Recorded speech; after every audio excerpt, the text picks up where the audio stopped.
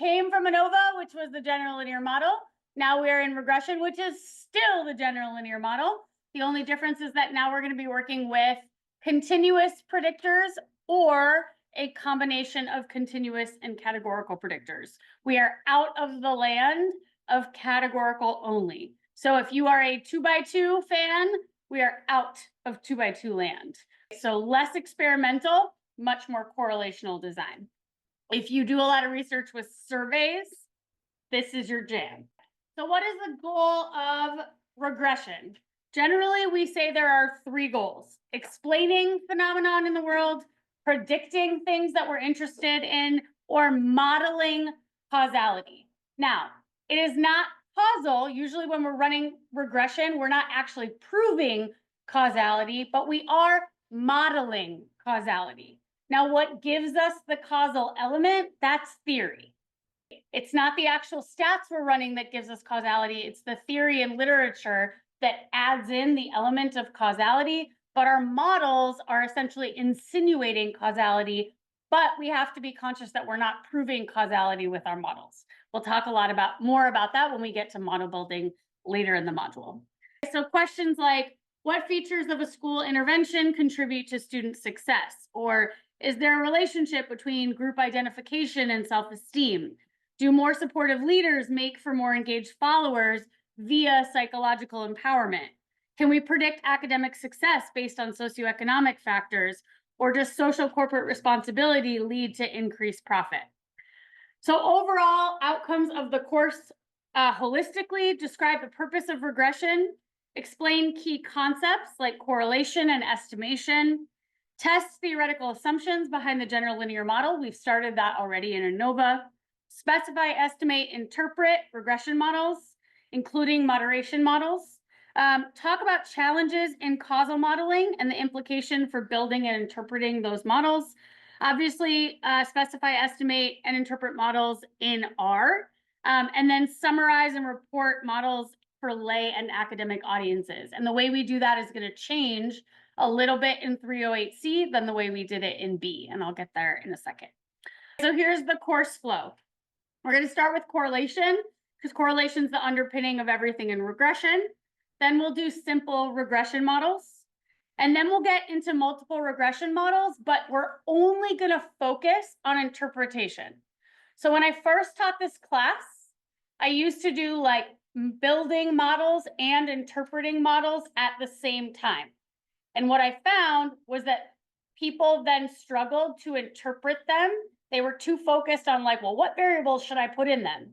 So I separated those two. And in the beginning, we just focus on getting good at interpreting all of the parameters that come out of a model. So in the beginning of the class, your real focus is every single piece of output you should be able to interpret in your sleep. You have no decision making needed. I'm like, this is the model. All you have to worry about is like, what does that mean? What does that mean? What does that mean? What does that mean? Then we do it with continuous predictors and categorical. Then after that, we get into the actual decision making of model building. Like, why would I put this in versus this in? How would I build onto this model or build off of this model? How do I compare models to see which one's better? So once we feel really good interpreting a model I give you, then you can get into the sort of research decision-making part of like looking at lots of different models and deciding what's better. After we do that, we'll have exam review, and then comes exam 1. Then we'll get in, we have 1 day afterwards where we're really going to focus on exam review and practice. And the reason behind that is because if there are any gaps after exam 1, they're going to bite you in the ass in the second half of the course. So I leave some time to review until we get to the hard stuff at the end. We also are going to launch the project, the capstone project that we do in 308D. The reason I do that is so that you know your teams and you can start to think about data before we get to 308D. There's nothing to do for the project, but it just helps you orient a little more so you're not scrambling when we get to the last module. And then we have two last topics in 308. One is modeling interactions. That actually takes 3 classes because it's complex enough and it needs a lot of practice. And the last one is modeling binary outcomes. So win, lose, I don't know, you know what a binary outcome is. That's my first one that comes to my mind. And then we'll have exam 2 review and then exam 2. Any questions about flow? Pretty straightforward. You'll notice there is a common topic in regression that is not here, which is mediation. We are going to learn mediation, but we're going to learn mediation in D. And the reason is because mediation is actually not straight regression. Why? Because it doesn't have one outcome. It's actually a simplified path model. It's got 2 outcomes. So we learn it in D because it's a special type of path model. So we learn it first, and then we learn more complicated path analysis. But for some reason, regression professors always bundle it with moderation. And that's, I think, half the reason why students confuse moderation and mediation, because people always teach it together, but they're not anything, they have nothing to do with each other. So we keep one outcome is all of regression. And then when we get to D, we deal with path models, which are more than one outcome. Cool. Course logistics and expectations. A lot of this will be repeat. Part of this is for new folks. Part of this is just reminder. So course structures, we've got lecture. Don't forget to ask questions, please. We've got demos. We've got warm-ups, check-ins, and practice days in here. So I'll always have warm-ups to review content we did from before. We do have check-ins, like exit tickets at the end. We've got 2 large ones before the midterm and before the final. And then we'll have some smaller ones spaced in. Those are good opportunities to see how ready you are. And then particularly for moderation, we actually have an entire workshop practice day on moderation because you just have to practice moderation. There's no way to get better at it other than doing it a lot. Exams, conceptual and interpretation. New folks, I would ask returning folks what my exams look like because they can give you a rundown and they're going to look exactly the same. They're part conceptual, part R output interpretation. Exam 1's worth 30%, exam 2's worth 40%. And then data assignments. This is the big shift. So you'll notice it is not 10 questions like A and B. It is an APA results, not a discussion section, APA results section and supplemental questions. I'll talk about this at length before the end of the week. As usual, these are uploaded to Canvas before the due date. What about the change in DA and rationale? So remember that the overarching goal of 308 is to prepare you to consume and conduct independent research without me. And nowhere in your life is someone going to hand you 10 questions and ask you to answer them. And so in A and B, we start by scaffolding essentially sections of reporting into 10 questions. But in C and in D, we give you a research prompt and a data set, and you just report your findings in APA format. Some people love this switch. Some people hate this switch. You will find out very soon which one of those people you are. We also provide you with a small set of conceptual questions in addition. And the reason there's a part 2 is because you can report in APA without understanding some of the deep conceptual stuff. So we want to make sure you still get practice with that in the DAs. So we have additional, just a few conceptual questions that are added so you don't lose that practice. We will, when we get to the simple regression lecture, we will go in depth into what belongs in that APA write-up, including tables and figures. So that will come when we get to simple regression. But I'll give you a quick preview now. So if you think about a full manuscript, like an article that you read for a class, these are the elements that you usually see. For your APA write-up, you're only going to do results and tables and figures. So no discussion. If you don't own this, you should. The interpretation guide, so the building Golem guide that's on Canvas, has a lot of what you need from this in there already. So how to report a lot of the stats that you need and how to create a lot of the tables that you need. But if you need more, it's all in here. I think there are a lot of, there's also a lot of online versions, not the whole book. You probably find the whole book online, honestly. But there are a lot of websites that have like segments of this too. So if you're like, oh crap, how do I format a regression table in APA 7? Type that line into Google or ChatGPT and you'll get an answer. So lots of resources around APA 7. I'm gonna go that one. Okay, readings for the course. As usual, the reading guide has all of the readings. Foundations of regression, correlation, which we've all heard of, but hopefully you'll learn something new. This lecture is called Civil Engineering and Mozzarella. For those of you, of course it is. So those of you who are new, I name all my lectures not by topic, by something that you will, at some point in the lecture, figure out why I named it that. So it's called Civil Engineering and Mozzarella. Essential question for today, how strongly are two things related? Objectives are here, identify direction and strength of a relationship between two variables, compute and interpret Pearson-R correlation coefficient. We will talk about other types of correlation coefficients, but we're going to focus mostly on Pearson-R. Compute and interpret the coefficient of determination. Those are really the two things you need to nail walking out of today. Explain the relationship between variance and correlation. Yes, it's always about variance. Talk about assumptions of correlation and why they matter.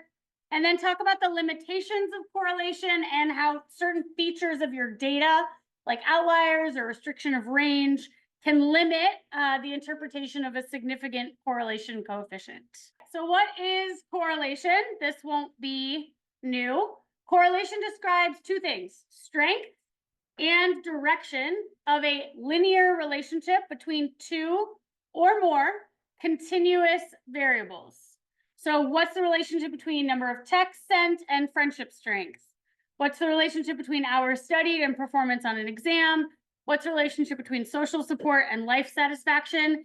It's the building block of tons of other advanced stats. Structural equation modeling, path analysis, multi-level modeling, random intercept cross-slide panel modeling, tons. All of those are really just regression, and regression is really just correlation. Now, correlation is a statistical term. Correlational design is a research methods term. Correlational design investigates relationships amongst variables without you controlling or manipulating any of them. So when we say we conduct a correlational design, that doesn't necessarily mean we ran correlations. It does mean that we probably have a correlation table somewhere in our manuscript, but we could be running structured equation models. It's still a correlational design.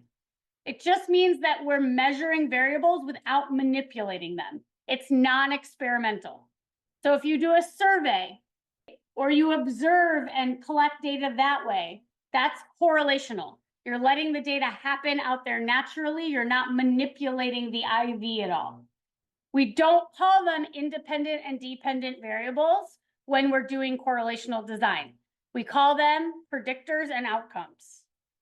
That's why I tend to always call them that anyway, because I live almost, not always, I do some experimental design, but a lot of my research, because it's done in organizations, I'm an organizational psychologist, I don't manipulate people's trust in their leader. I want to measure the degree to which they trust their leader. So a lot of my research is correlational.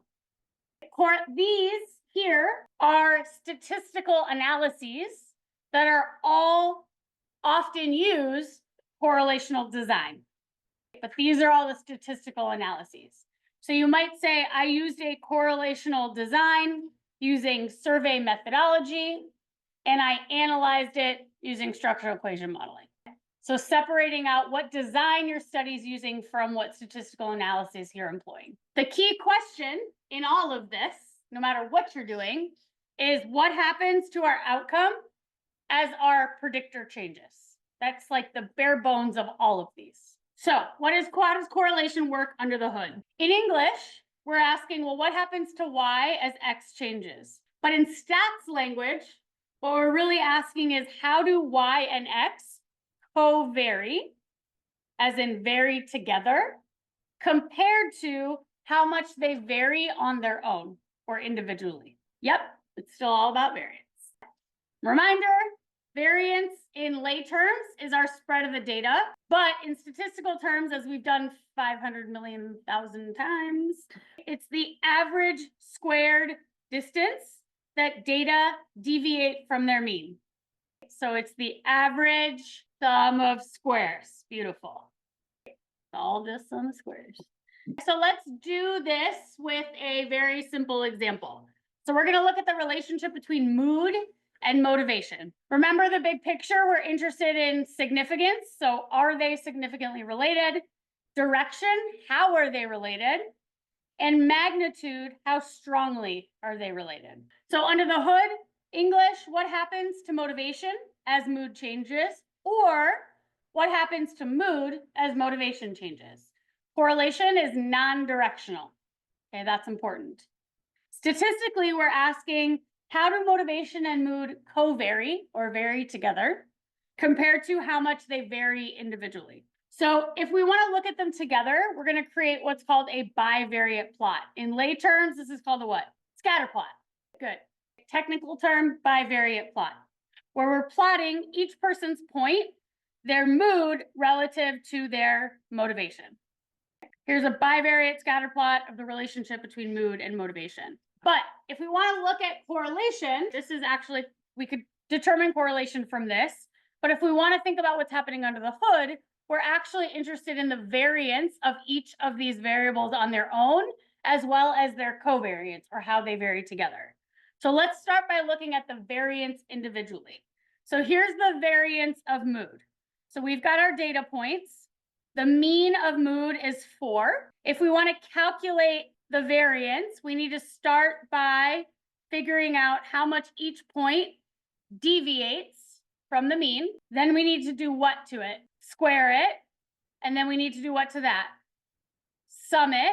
And this is our what? Sum of squares. And then we're going to divide our sum of squares by n minus 1 because it's a sample. And we get a variance of 4. So the variance of mood is 4. That's the average distance that points deviate from the mean of mood. Now let's do it for motivation. Same thing. We're going to take the mean of motivation. It's 414. We're going to figure out how far does each point deviate. What would happen if we added up all these deviations? 0. Why? Because the mean is the middle balance point of all the values. Not the middle value, but the middle of the sum of all the values. Good. So if we added them up all together, all the sum of all the values above the mean and the sum of all the values below the mean are going to cancel each other out. So we have to square those to make them all positive.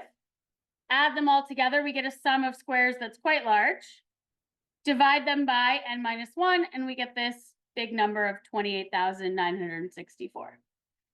That's how they vary individually. Now, let's look at this concept of covariance.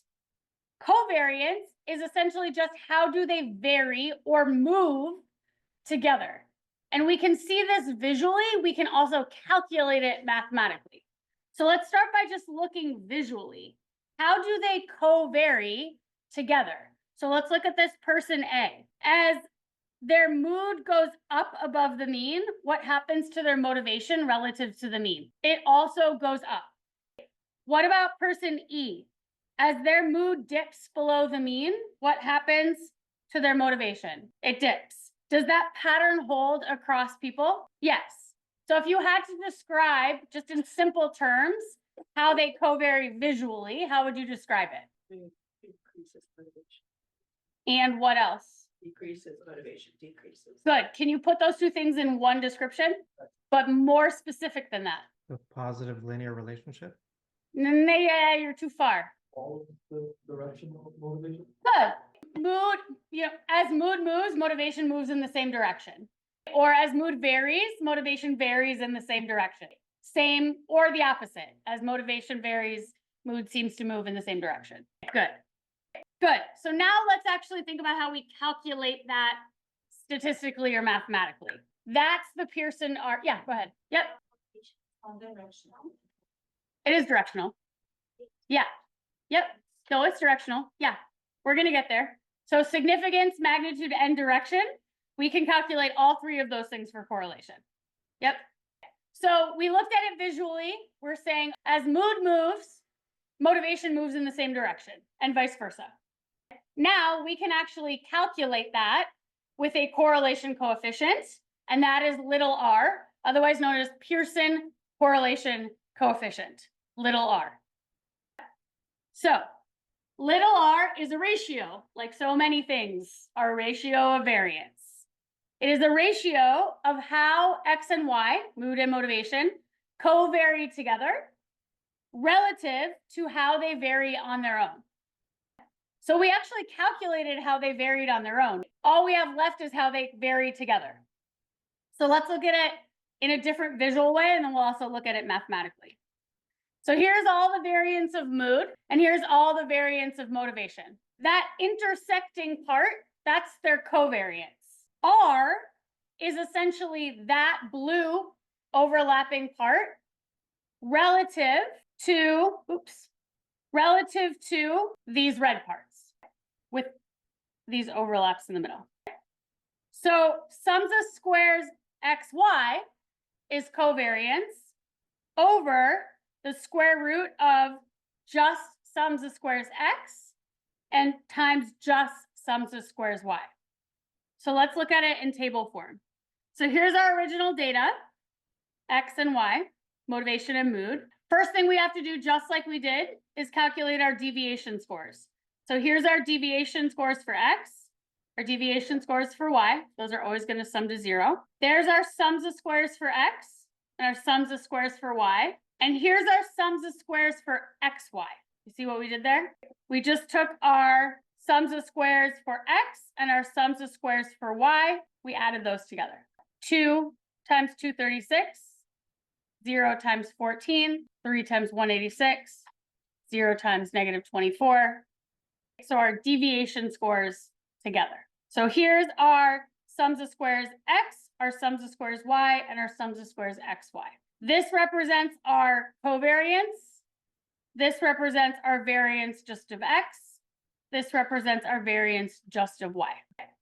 Then, how my two scores vary together, there's the variance together, relative to how much they vary on their own. And we get a Pearson R correlation of 0.96. Now, question, why do we square root the bottom? Why do we square root the bottom?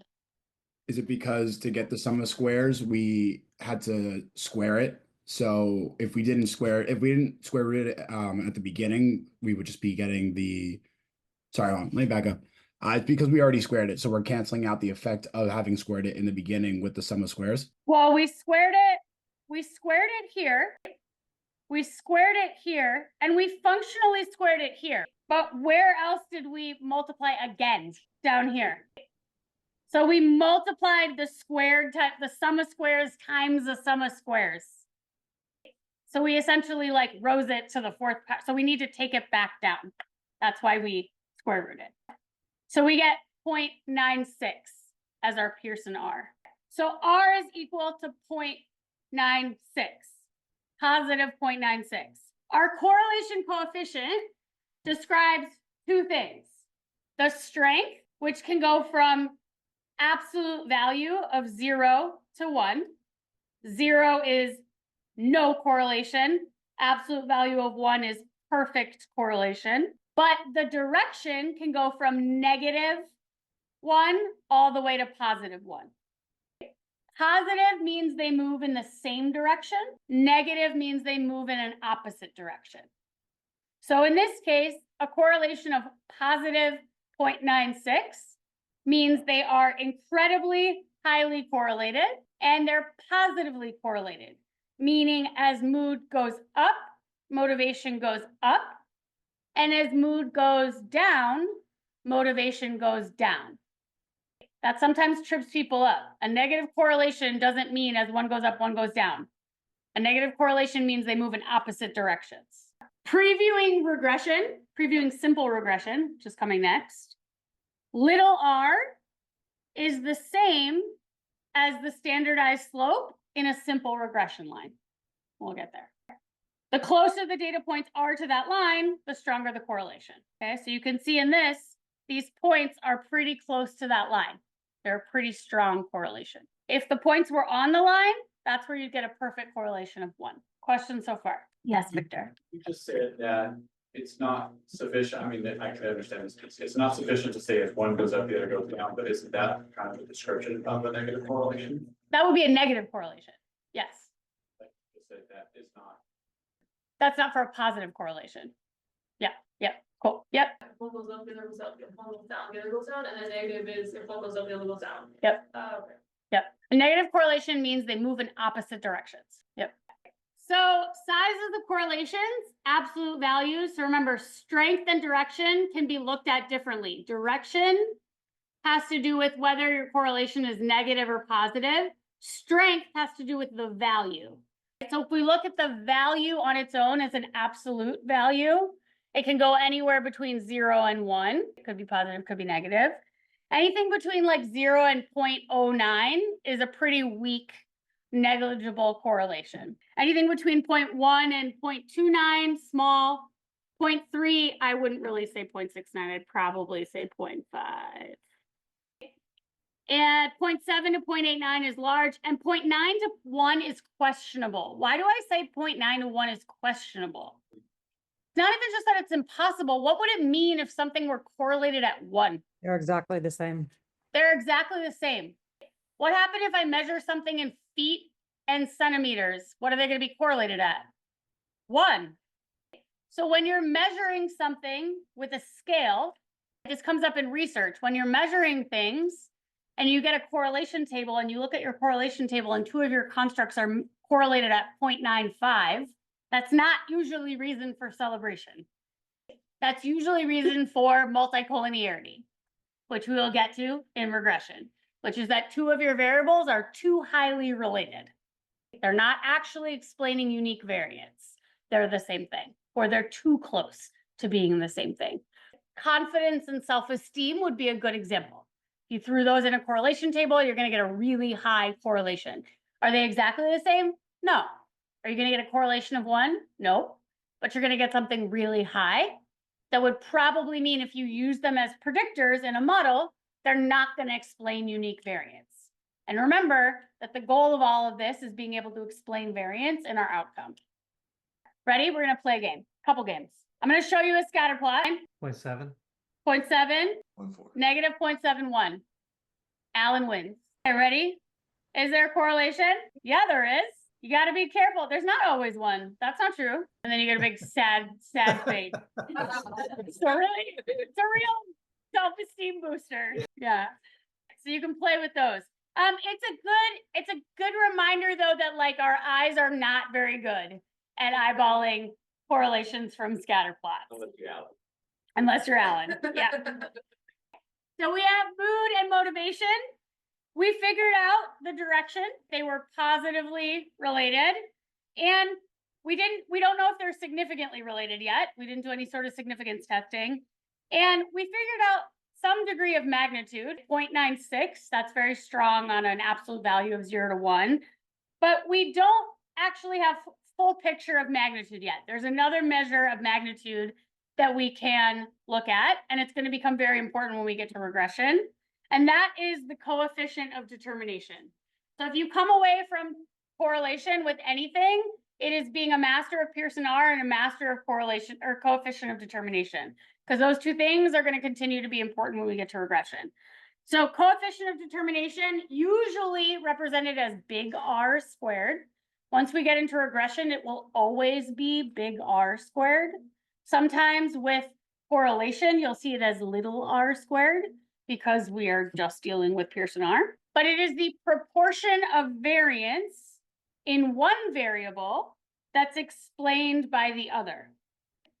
It's mathematically equivalent to like an eta squared from ANOVA. So when we say, when we do ANOVA and we're like, oh, 15% of the variance can be explained by this model or this variable, analogous to that. It's always positive because it's the amount of variance in one variable that can be explained by another. So if we have 0.96, which is our R, and we square it, we get 0.92. That 0.96 times 0.96, 0.92. I told you I can do stats. I can't do math. Cool, great. 0.92. 92% of the variance in motivation can be explained by mood, or what? How else could I say that? Yep, 92% of the variance in mood can be explained by motivation. Why do I keep defaulting to this one? Yeah, theory is the answer. Now, in this case, I really am just doing correlation, but even my like instinct is I'm kind of moving towards simple regression. I'm like in my brain and like making motivation my outcome and mood my predictor, but we're still in correlation land. So 92% of the variance in motivation can be explained by mood, or 92% of the variance in mood can be explained by motivation. So let's look at our correlation coefficients, our Pearson R's, and how those translate into variance explained or coefficient of determination. So as we get higher in our absolute value of Pearson R, we explain more and more variance. If we have no correlation, we explain 0 variance in our other variable. Question so far? Yeah. But we're like not really caring whether or not we use like little r square or big R square, what do you do? Get to multiple. We always use this. But isn't for multiple regression, there's like the variance and the total variance?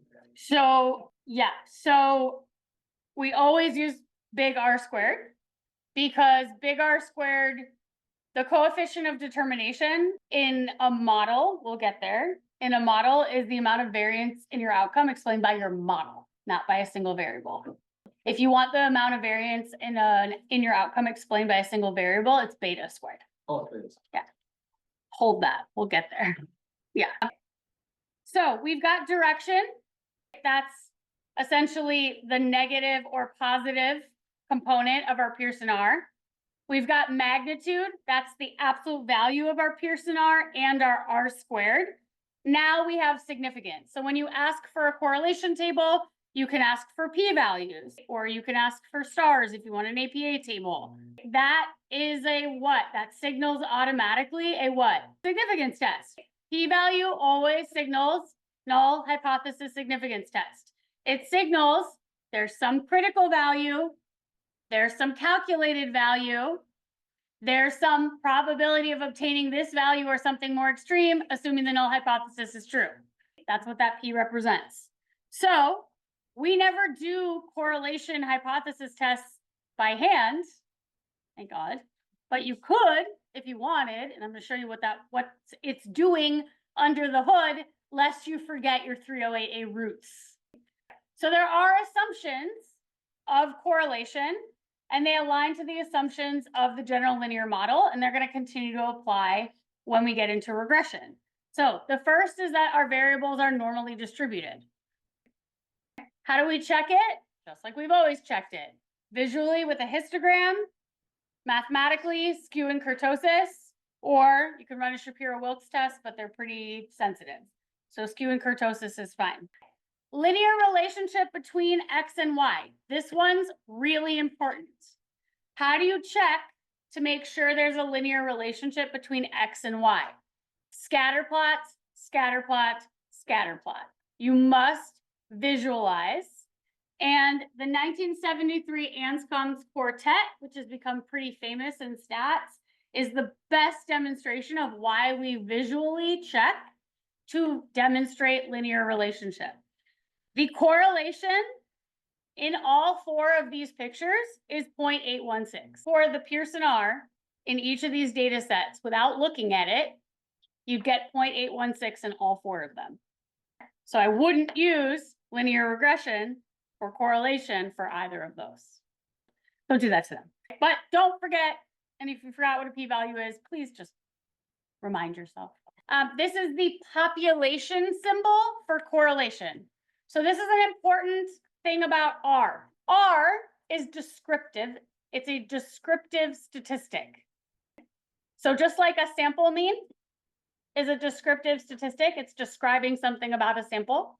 So is R. It's describing the correlation between 2 variables in a sample. This is describing the correlation amongst two variables in the population. Equals 0, mood is not related to motivation in the population, or mood is related to motivation in the population. 2, set our criteria, alpha 0.05, 2 tail, degrees of freedom, n minus 2. Our crit is 0.707. Compute our test statistic, we did that, 0.96 in our sample. Make a decision, reject the null, 0.00015, that's our p-value, I just looked it up, is less than 0.05, reject the null. In R, it's just gonna give you 0.96 and p less than 0.001. The degrees of freedom is n minus 2 because it's two different variables that were. And it's a correlation. Yep, exactly. In a simple regression, it's not gonna be n minus 2, it's gonna be n minus 1 because it's a number of predictors. Yep, good. So now we have magnitude. How strongly are they related? We actually have 2 of those. We have direction, in what direction are they related? And we have significance, are they significantly related? How do we report in APA? A Pearson correlation coefficient, so what did we run? Was computed to assess the linear relationship between mood and motivation. Why did we run it? That's always how I start. What did we do and why did we do it? There was a significantly strong positive association between the variables. R equals 0.96, P equals 0.034, don't know where that came from. Mood accounted for 92% of the variance in motivation. Very, very simple. There's nothing like very complex about this one. The APA correlation matrix. You are going to need to make these for your DAs. So let's go over this and annotate the different components. I'm going to give you a shortcut via R to do this. It's not perfect, but it'll save you some time. But what is important is that you understand the components and what they're supposed to look like.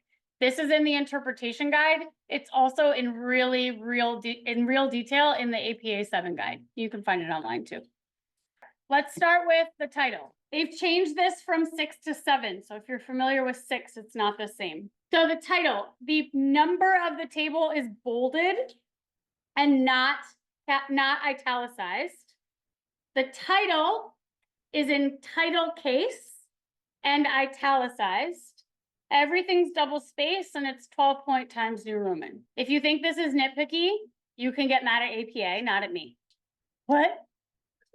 Or them. Yeah, don't get mad at them. Definitely don't get mad at them.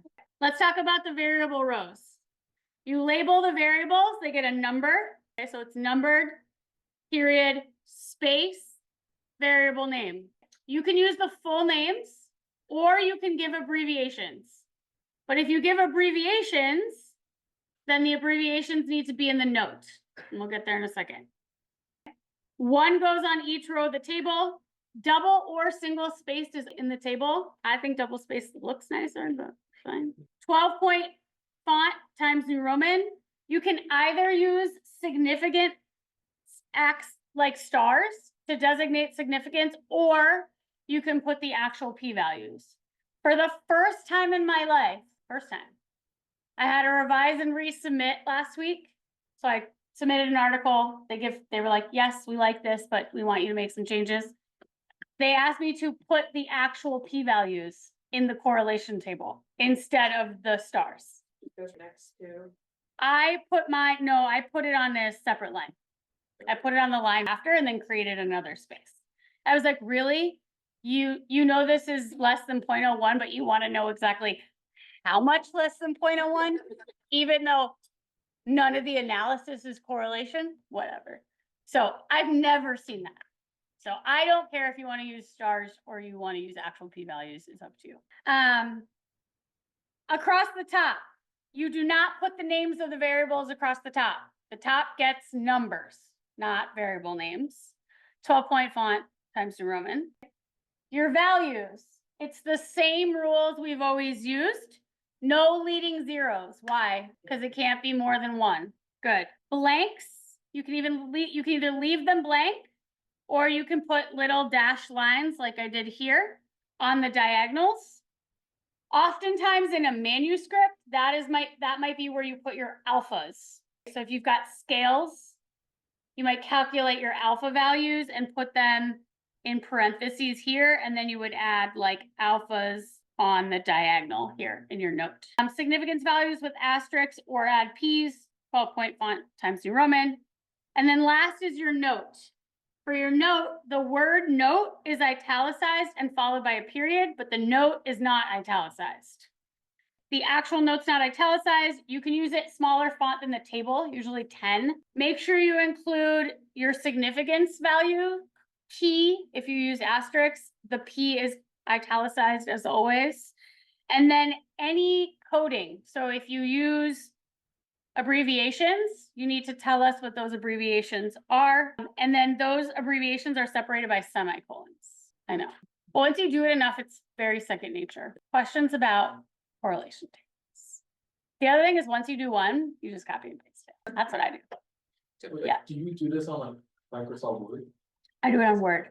Well, so what I'm going to show you in the demo today is there's actually a package called APA tables, which will shoot out an APA table that is not perfect. It's not perfect, but I use it and then I modify it because it's a really nice starting place. But yeah, I do it in Word. I bet you that ChatGPT would do it too. Yeah. Yeah. And don't make mistakes. Thanks. Cool.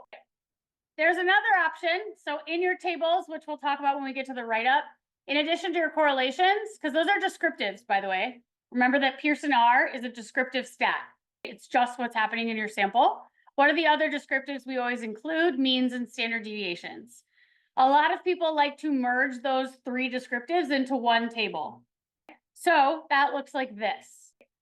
If you do that, you can do this. You can just have a means column, a standard deviation column, and then the correlations. This is actually what the APA table spits out for you.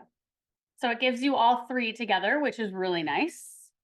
Again, though, you need to say what M is and you need to say what SD is because it's an acronym. Can't assume that people know what those are. Cool. This is the table I use in all of my manuscripts. They get annoying when you have a lot of variables. If you end up having more variables than fit, you can sometimes lower the font size to fit on a page. You can certainly turn the page landscape, like have one page, you can have one page in your manuscript that's landscape. I do that a lot. Or if you have to go on more than one page, you repeat your headers on that page, but that gets really interesting. Alternative correlation coefficients that we are not going to cover when we have non-continuous data. So if you have ranked data, so ordinal data, or you have, you can use it, what's called a Spearman's row, which essentially is another form. These are all correlation coefficients that are meant to determine the strength of a relationship between two variables, but you can use them when you have non-continuous variables that you're working with. We're not going to calculate these, but they're sort of to have in your back pocket in case you have variables you're ever working with that are non-continuous. So you can use a Spearman row when you have ranked data. You can use a point by serial correlation if you've got one continuous and one dichotomous. And then if you have two dichotomous, you can use a phi correlation coefficient. That is a follow-up for if you have if you're doing a chi-square and you want to know the strength of relationship, you can use either that. Remember we did a Kramer's V and it was a phi correlation? Same thing. So does a good move cause motivation? Maybe. This is still my favorite stats cartoon of all time. So funny. So limits of correlational design. This is very important. And then I'm going to give a tip for where it comes.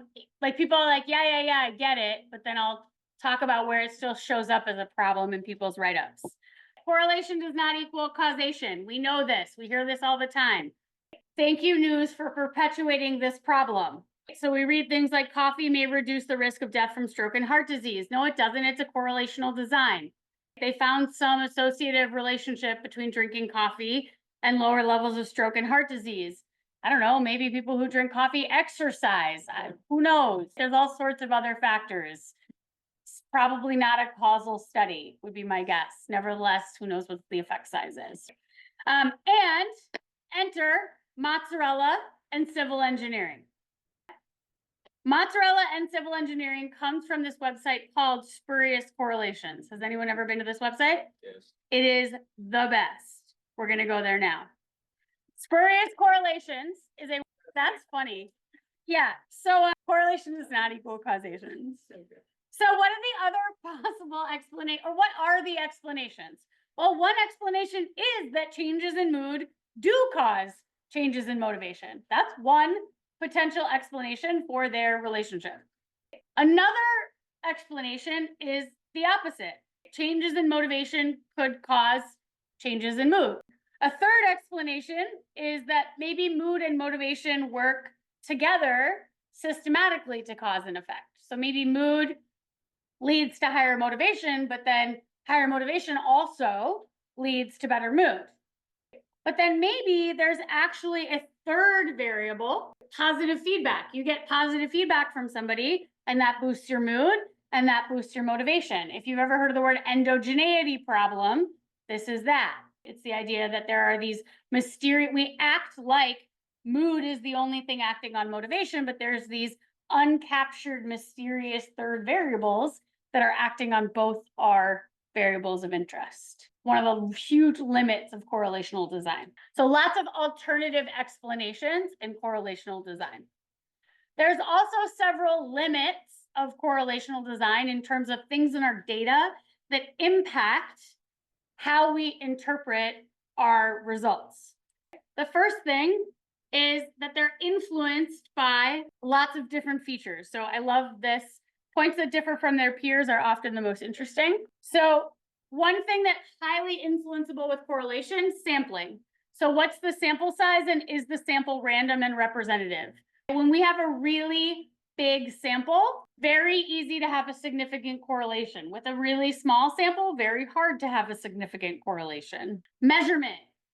Are your measures of X and Y valid and reliable? Especially when we're working with a correlational design, we're not experimentally manipulating our variables. We're usually using scale measures or observational measures of our variables of interest, which means if they're not valid and reliable, then our correlations are subject to misinterpretation of our constructs of interest.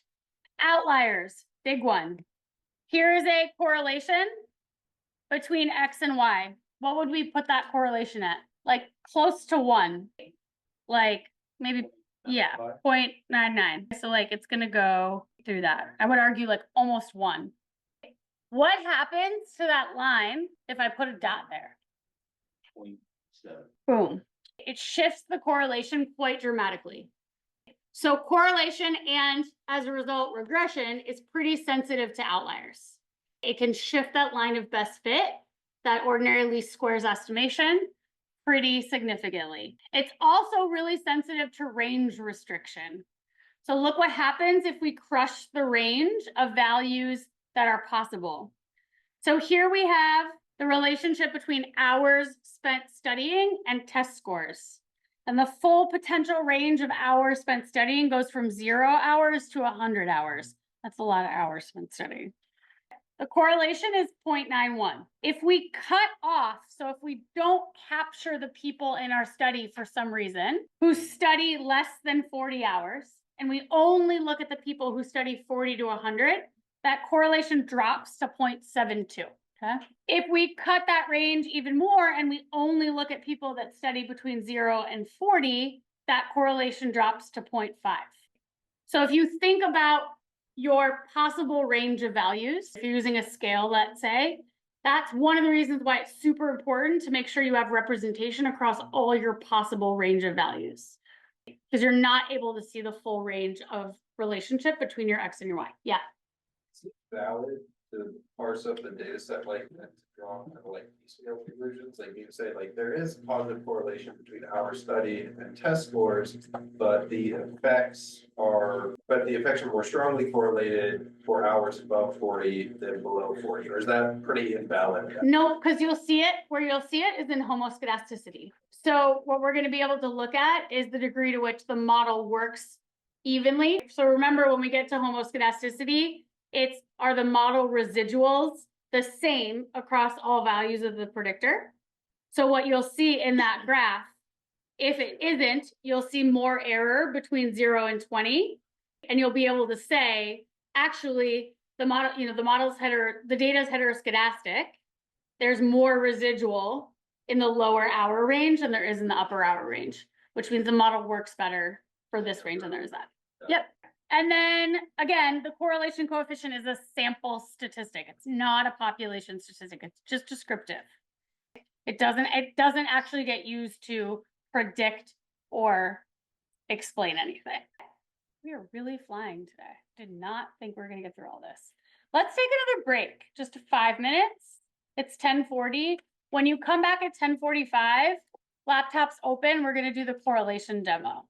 The demo is correlation and simple regression demo. It's one demo. We'll use it for today and we'll use it for Thursday. Raider, who's online? No, like who? Christina, can you ask the new student if he has? Deja, can you get folks back from outside? Can you get folks back from outside? Yeah. Can you guys hear me online? AJ, can you hear me? This is really short because it's just correlation. But basically, I'm going to show you a bunch of different packages that you can use for correlation. You can decide which one you like the most and call it a day. I'm going to load a bunch of packages. You may not have some of them. A reminder, these warnings are not a big deal. They're just masking. Come on, guys. Oh, we should probably start with the study. That would be a good idea. So the study that we're going to look at is actually a dear friend of mine's research. His name is Jeff Ramdis. He's like Mr. CGU. He'll probably be back at some time this year. He lives on the East Coast, but he had never seemed to get away. But he did a series of studies for his dissertation that looked at why group members pursue leadership opportunities within specific groups, social psych focus. And he did a lot of factors and scale validation stuff first, but his last study looked at individuals in Reddit groups and looked at the relationship between lots of group and individual variables, people's desire to lead, and then their actual decision on whether they pursued leadership opportunities within the Reddit group. So decided to moderate that particular Reddit group. Question was, what's the relationship in this case that we're looking at? What's the relationship between self-efficacy and desire to lead a group? The theoretical model looks like this, which is different than what we've seen before. The reason we have a bi-directional arrow is because we're looking at a correlation design, or correlation. It's not a simple regression. We don't have an outcome and a predictor. We're just looking at the relationship between these two, correlation-wise. Theoretical hypothesis, self-efficacy positively relates to desire to lead. Study design, N equals 325. It's cross-sectional, so one-time data collection. Correlational design and statistical hypothesis. Correlation equals 0 is our null. Correlation not equal to 0 is our alternative. Now let's go ahead. So in this study, we have lots of variables. In this particular correlation one, we're just going to look at self-efficacy and desire to lead. By the way, when you get a DA, little preview, this is what it's going to look like. Prompt, run it. That's it. That's all you'll have. Prompt and run it, like real research. This is a fun one. This is also Jeff used to put this in all of his research, so I thought I'd share that with you too. This comes from the package praise. You literally just write praise and it tells you something nice. Isn't that nice? Yeah, you're mathematical. You're a BZs. You're divine. What is yours? What does yours say? Because you didn't install the package. You are pioneering. You're mind blowing. I like that. I'm gonna keep that one. So it's not going through the decade. Yeah. So we're gonna read in the data reminder as long as it's in the same folder. For goodness sakes, if your folders are still unorganized for some reason, please come see me, please, and I'll help you. Or a TA. Kira really likes to organize files. She's really good at it. So we're gonna read it in. I'm just gonna call it DAT. No, here it is. So we've got lots of variables in here. We're not gonna use all of them. I'm gonna turn all the columns into lowercase because there's a lot of random uppercase here, and I'm gonna have to remember what to type as uppercase and lowercase, and I don't wanna do that. So I'm gonna use column names in DAT, and then a version of pipe text, and then just the words to lower. and that will turn everything to lowercase. And then I'm going to use a function called glimpse, which literally just gives me a glimpse at all of the data. And that allows me to check all of the different columns, what they're named, and also what type of categorization classification they are. So that instead of having to hover over everything or ask for a classification, I can just really quickly see what classification each of my variables are. So I've got 323 rows, I've got 15 columns. Here are all of my variable names. And then here are all of my classifications. So right away I can see if I want to play with like support, which I'm not going to play with yet. But support is clearly a what? What type of variable? Categorical. So is group ID. Those aren't characters. So if I wanted to play with those in my model, I'd need to change them to factors. I'm not going to play with them. I'm just going to play with self-efficacy and desire to lead, which now are integers, so they're fine. This DBL is a version of numeric. I'm going to run descriptives. I'm going to run the typical code we run on descriptives first, which is just from, reminder, this is from JMV. Hey, that looks like crap. Why does it look like crap? Because I have so many variables. So, like I told you, I think maybe once before, but I'll remind you, when I have a lot of variables, it can be really helpful to run them descriptives in Psych, not JMV, because instead of organizing the variable names across the top, it organizes the variable names down. Now, I could just ask for the variable names of the two that I wanted, and then it would be fine, but this is going to be a lot easier to read. Yeah. Is there any way to like zoom out the view? Yeah. Alpha so that. You just go to view, zoom out. Yeah. But if you do the JMV one, Yeah, because I know for one when you can. you can, but if you do it for this many, you're gonna have to zoom way out. Like I can read that. So that's fine. But if I had any more than this, like any more variables than this, and I even cleaned his data set, like there's probably another 15 in his original data set that I didn't include here. Whereas with Psych, you can have as many as you want and it'll just add another page. Like this age could go down to the very bottom and then just add another page and say next. So no matter how many you have, it's going to stay cleanly organized and you can zoom in quite a bit more. So we've got our means. We've got skew values for self-efficacy, 0.60, kurtosis, 0.61, desire to lead, 0.3, 1.30. Let's look at here. I am going to use these for histograms. So here's desire to lead. Ugh, I don't like that very much. Self-efficacy is not horrible. Now, all the correlation options, that's what I'm calling this. You're never going to run all of these. This is me giving you a lot of different code options for correlation tables, and you can decide what you like. Option 1, function is core. It's in the package stats. You want to ask it to round to 2 decimal points. Otherwise, you're going to get a really long digits after the decimal. So core on the data set dat, only columns 4 through 8, because those are the continuous variables. And then there's your pipe text, and then round to 2. I'm going to call that core, and then I'm going to call it. Simple, not very attractive. Not very easy to read. I never use it. Now, nice thing about it though, is you can use that function, you can use that object to turn it into some pretty things. So the actual correlation matrix itself is not very beautiful, but you can use that object core that you just made with the library core plot to make some pretty stuff. So we can make that correlation table visual. Option 1, make it circle. There's one option.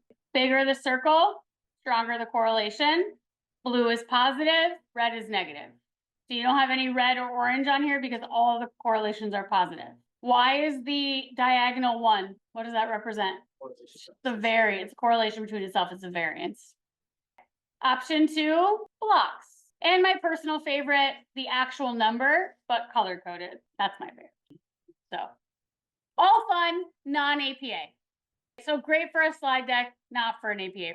Option 2, core matrix function, CORR, capital M, matrix function in JMV. This is my preferred function. It's one of the only ones that A, I think looks nice, and B, gives you p-values. So again, core matrix, specify what columns you want.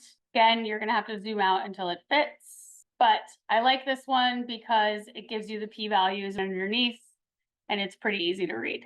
Yeah. You can't ask it to round to 2? No, let's try. I don't think you can. I feel like that would have been something I would do all the time if you could, but do you know if you can? I don't, if you, usually JMV can't because it's actually a wrapper. That's where all the prettiness comes from. Yeah, it can't, it's not actually doing mathematical functions. So core matrix is my favorite because it gives you p-values and it's not ugly, but it's hard with long. Here's reason number 753. I never name my columns like that. You'll learn this when we get to data cleaning, but I never name columns anything more than probably 4 digits. It's max. In part because nobody wants a correlation table that has 5 words in it in a column. And then the one you guys are gonna want, because it's gonna save you time, is the APA table. So option 3 is an APA table using the APA tables package. APA tables package produces all sorts of APA tables to varying degrees of accuracy and success.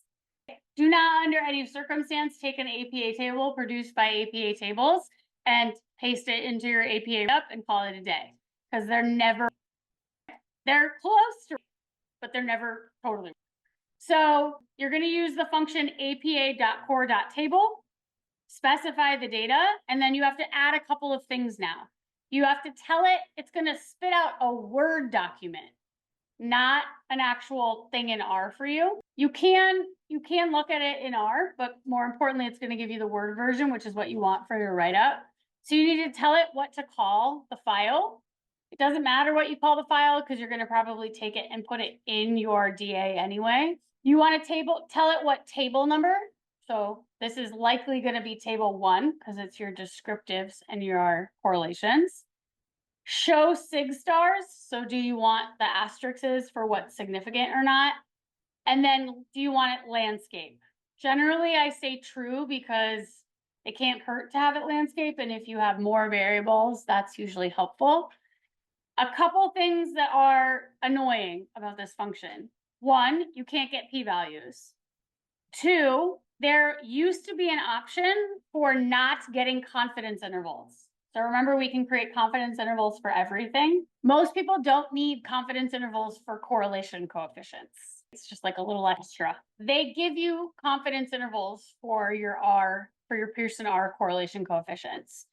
The argument that they used to have, which was like CI equals false or true, it's deprecated, meaning it's no longer available. So you're gonna get confidence intervals by default. Let me show you what I do. So you're gonna run this and you're gonna see a version of it below. See it? But you're also, if you go to the folder where you keep this script and the data, you're also gonna see a Word doc with that same title. And when you open it up, now you can already see some of the ways that the table is not perfect. 1, that needs to be bolded. 2, that's not title case. This is the old APA 6. Also, we're not going to use confidence intervals. So what I do is I do this, this, this, this, this, this, this, and oh, you can't do it, but you got to do it one at a time. That's a lie. Go here. And then I delete them. Hey, Jess, You can leave them if you want. Yep. can you have it print out in Excel if you like manipulating it in that better and then put it in Word after you're done? I don't think so. You can do some research on that. With my extra Yeah, I time, would ask, I'll look into it. I'm not being facetious, but I would No, I ask know. ChatGPT if you can, if you APA core tables can output in Excel. And then things like this often happen where like the title, so here I would just be like SN and then change, and none of your note, the note is the same for every single output. So you have to change your note to be correct. And you need to change however you want your variables, but everything else is generally pretty accurate. That saves a lot of time. Cool. That's all I got. Yeah, One real question about interpreting the p values on Yeah. the relation tables. Yeah. It's telling us that R is probability of obtaining that R or something more extreme, assuming that there is no relation between the two variables. correct. Yep. Yep. So you could essentially, and then if you broaden that out to like, what's the inference you're making? You can infer that those two things are correlated or related in the population. Yep.